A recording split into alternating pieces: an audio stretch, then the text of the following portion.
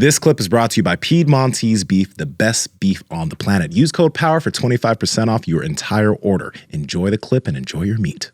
This is an interesting thing is thinking about, first off, why you're drinking, because are you like, what's the intention? Do you like to drink, or do you want to drink to get the feeling so that you feel a little bit loose in social settings, right? When I usually drink, and I think when most people drink, it's not because they love the taste of alcohol. Some people do. Some people love beer. They have six packs every night. And taste and stuff right? like that, yeah. Beer and a pizza. Right.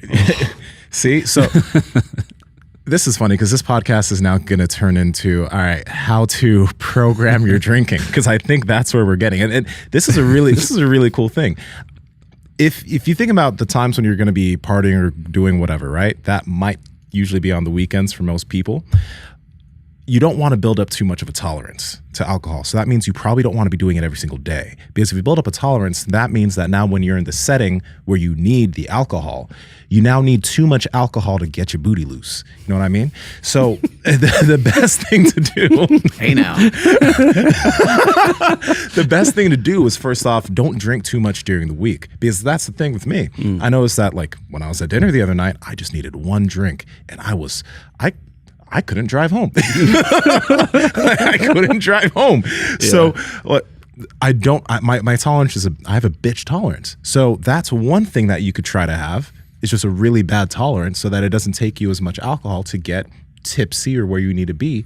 And then that probably won't affect your sleep as much as if you had multiple drinks and then you go to sleep and your sleep is fucked. And then the next day you have a hangover.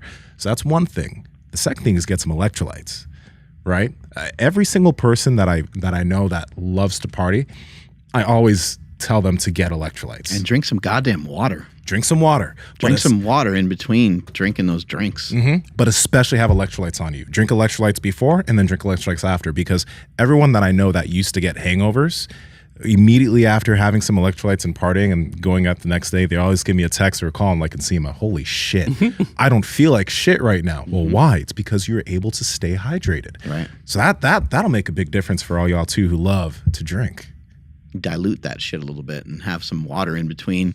The electrolytes is definitely an awesome hack. And I think that might be part of the reason, like, why a lot of my friends and people that I know have had less issues with drinking in the last couple of years, because I was always like, hey, I get it. You like to drink, but can you drink a thing of water that's like of equal size or even half that amount of water in between? Can you drink your drink and then wait to get another drink until you have done something with the water that's in front of you? Yeah, it's tough though, because you know what you're talking about with tolerance. People pride themselves on how much they can drink. I can outdrink everybody here.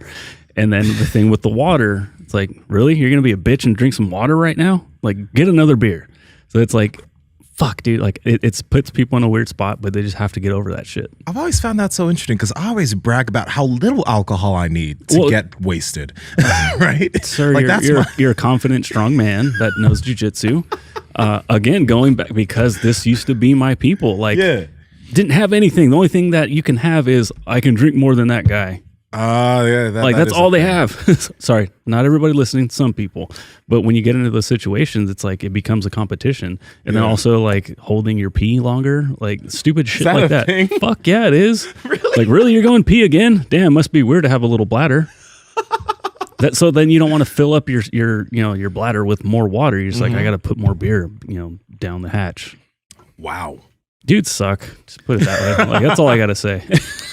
Well, I remember we had Maria Emmerich on the show, and she was talking about, she's kind of more on the carnivore side of things. And she talked about a beer belly and, guys talking about beer and how manly beer is. She's like, going around with a big beer belly is not manly. She's like, if anything, it's a big bolus of estrogen that you got kind of sitting right there on your body. Guys, we're working hard over here trying to learn, trying to bring our information to you, and we need your help. A lot of you guys watching these bites aren't subscribed, so just click that red subscribe button and hit the notification bell so you can see when we continue to come out with this heat. Talk to y'all later.